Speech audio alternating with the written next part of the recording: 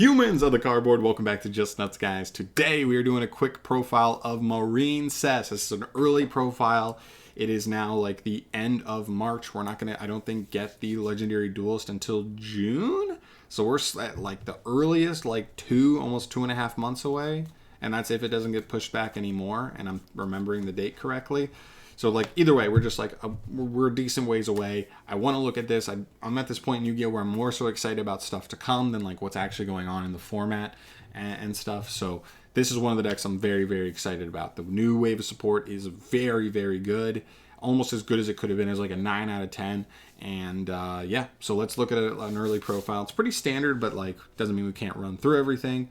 So starting off here, we have our MARINCESS monster lineup. Triple blue tang. This is now, was the best starter before, but now it's even better. This card is just so good. It's like a 1-card combo that can beat a hand trap. That's insane.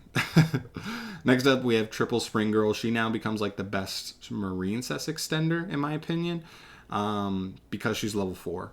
If Seahorse had been level 4, I would have never had any complaints about her, but that was really the only complaint was in boards where like we can really link climb really easily. We just never had access to a rank 4 player to make like Bahamut because she was level 3, but now we do because of Spring Girl. So she kind of surpasses Seahorse, but Seahorse is still really good to help us play through stuff, and she's a 1-card combo in and of herself, so I can't complain. The last one here is one Sleepy Maiden. She's kind of an engine requirement because your 1-card combo off of Blue Tang gets you a Spell and Trap Negate and a MARINCESS Wave to hand with a follow-up. So you go +2 in this combo, and that's if you whiff on her Excavation effect.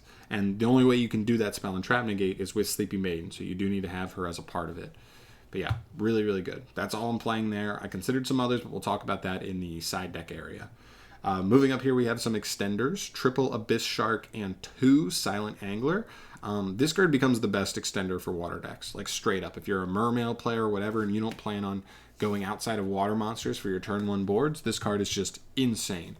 So pretty much what it does is that if all monsters you control are waters, it's going to summon itself and then it's going to search a level 3, 4, or 5 fish monster from deck to hand. So really, really strong because we can search a level 4 fish extender like Silent Angler, and that's what this deck needs because its mediocre boards are just MARINCESS stuff. Its really good boards is when it can end on MARINCESS stuff plus a totally awesome. And that's what a level 4 extender allows this deck to do, especially when it's 1 card that is a water extender, just a generic water body, plus another water extender that's a level 4. That's so huge to facilitate the Bahamut stuff. Very, very important. This is a really good extender. Feels really good, honestly. Moving on from there, we get to the hand traps. That's all we're playing for extenders because the deck's already pretty good at extending with its own engine, but I just wanted one other like really powerful extender, and this ended up being it. For hand traps, very simple. Triple Ash, Double Ogre, Triple Veil, or Double Nib. Feel free to mix these around, right? Get the lineup you think is right, given the format, right?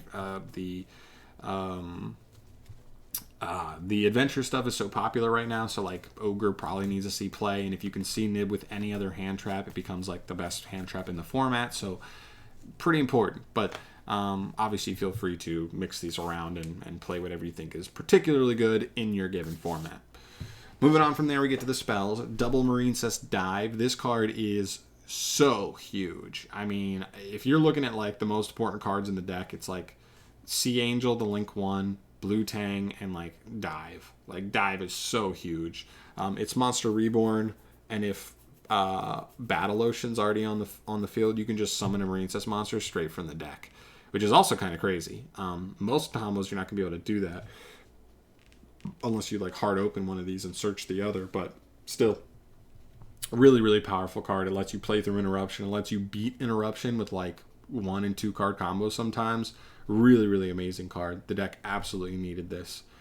Battle Ocean, still play this. The Towers play is not your go-to play turn 1 unless you just have like a really heavy MARINCESS hand, which is not bad, but it's something you usually don't gun for, but you can.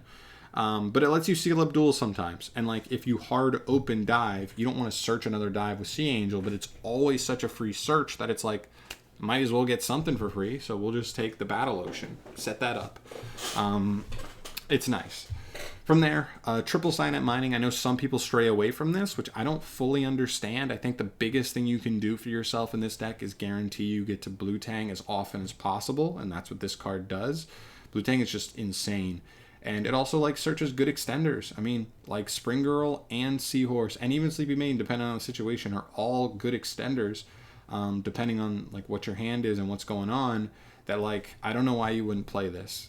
I get it. The discard's not super ideal, super great all the time, but it just guarantees us getting to like the exact card we need. If we don't have the best normal summon in our deck, get that. If we have that already, get an extender. If we already are getting interrupted and we need to play through it, you get the extender that's best for that situation. Like, I just think this card's really good, and I don't necessarily think I would drop it anytime soon. Rest of the traps, a couple one-offs, Monster Reborn, Triple Tax, and Called by the Grave. Reborn's just insane, you know what I mean? Just being able to play through stuff. One of the things that can be annoying is this is a deck where, like, if you go normal summon and they just pop your normal summon immediately, it can be bad if you don't have a specific card in your hand. But luckily, this version is built pretty well to handle that, right? Because Spring Girl can do that by banishing the Marincess that ended up in Grave to play through.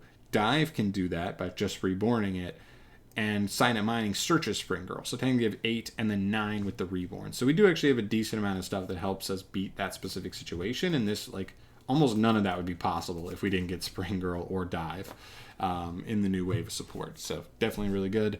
Triple Tax, just cool, just a cool card. I like playing it at 1 in the main deck because it just feels like I'm not going to be mad if I overdraw it, and I can't complain. Like, if I don't see it, I can't complain because it's a one-off. I don't know. It's just like a cool thing. It's a card I've been enjoying playing at 1 because sometimes you can...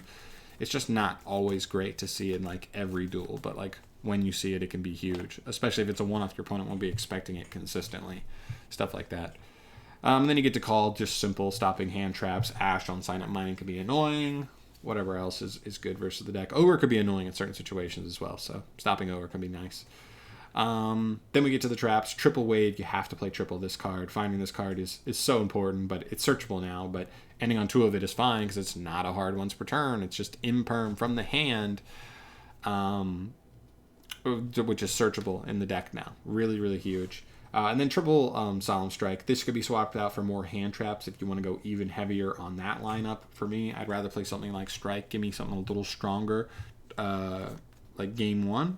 To go first with, just a little bit stronger than like all the individual hand traps. So I like that. I like having like a little bit of both just to cover multiple bases. And this isn't a back row heavy deck, but people might want a side back row for Battle Ocean to guarantee they don't lose to a Towers. But that's really funny because like Towers isn't even our main play now, and now we'd be setting like there's maybe 5 cards in our deck they'd ever want to be siding back row for, and it's like Battle Ocean, which is not our main play. It's like our backup play, Called by the Grave, which is whatever, or Solemn Strike. Those are like the only cards we main that like anybody would ever need back row removal for. So like it's not even great versus the deck like at all. So there you go. There's the main deck. 40 cards in the main. Moving to the extra real quick, we've got our Double Sea Angel. This card now becomes like the best. Just so good. Being able to search dive for free is just insane. Double Blue Slug, still good at getting cards back. Correlate Enemy, this card's insane. The fact that it's just Monster Reborn plus add back a Marincess from Graves, just so crazy. This card's insane. Crystal Heart, still good for setting up the Towers play when it comes up. Area of the Water Charmer, this card does come up as well. Just being there for weird situations. Like I think about stuff like Nibiru. If we nib or our opponent nibs, we're able to take our token and still make help it link us up a little bit to keep things going. As well as if Contact C is ever in the format, even as a side deck card, this card, just having this in the extra means we don't lose to Contact C, which is like immensely important. One Coral Triangle. You could easily try to play a second copy of this, but this deck cycles your extra so easily and gets it like back into rotation or reborns it that it's like not even a big deal if you go through it. So just really good. This is the card that lets you search your Marincess traps, and it's a follow-up. Bruh, this card's really nice. Really, really nice. One Marbled Rock, still messing around with this. There are definitely times where like this card comes up, especially in the grind. Just add stuff back. Just let your opponent know that you're going to have 2-3 Marincess cards in hand going into next turn. And if they can't kill you and know they can't kill you, they know you're going to do just immensely bad things to their body on the crackback. Argonaut, it's a spell and trap negate plus a bounce. Pretty good. Pretty good boss monster. I'll take it. And Bubble Reef, she's just drawing a ton of cards. If you ever get both of these on the field, it's like so crazy. But that's why we play the hand traps that are pretty malleable. Like as soon as you draw them, they can activate on the opponent's turn, because if we are going the Bubble Reef route, having 10 hand traps in the main is a pretty decent number to like have a chance to just draw one of those and just add a free interruption to our board, which is really nice. And then finishing up, we have a couple Exceeds, Toad and Bahamut, of course. Very simple. Like, I don't think we have any one-card combos that can set this up, but we do have, like, almost any two-card combo, I think, can set this up. Not any two-card combo, but, like, a lot of our two-card combos can set this up to end on, like, the Spell Trap Negate with Aqua Argonaut, the Wave in hand, and a Totally Awesome on the field. So that'll be like at least two, actually I think it's 3 follow-ups plus the 3 interruptions. Insanely strong. And then we have the last card here is Stealth Kragen. I threw this guy in there because one thing the deck doesn't have a lot of is removal inherently for the Marincess stuff. I think the only actual removal effect is Argonaut. Well, she can like target a water we control and a card our opponent controls and bounce them both to the hand, which is okay. It does target any cards. We can still go after back row and stuff, but that's it. And so having access to something that's like fairly easy to summon and has a floodgate effect as well, which doesn't hit everything, but there are certain decks it can be crazy against. And maybe for this deck, like you might even consider siding or even maining Gozen Match. And if you do, it makes this guy even crazier in specific scenarios. So he's interesting. He's pretty good removal. That's mostly it. He's something to consider there as well. So that's it for everything in the main deck here. Looking at our couple of interesting options here. Pascalis, I almost put in as a one-of. I do still think it's interesting. I'll consider it as a one-of going forward, but I just need to mess around with it, see if it's actually worth, if it'll come up as a searchable card, but we'll see. Basila Lima, just not that great. Now that we have Coral Triangle, we can search the traps so much easier. This card is not great. Mandarin, as soon as we got Spring Girl, I knew Mandarin was like out of the deck. I was like, there's no way we need to play Mandarin now. Crystal Shark, not a terrible extender, but the problem with Crystal Shark is it's not level 4, so it doesn't help us facilitate like our rank 4 plays like the Abyss Shark does. One Marincess Wonderheart. It's fine. It's just the worst of the 3 Link 4s. I don't personally think it's necessary to run. I think the other 2 are almost always going to be more impressive, but if you want to, feel free to go after it. And then Marincess Circulation. This card lets you like tag out a water link for a Marincess link of the same rating.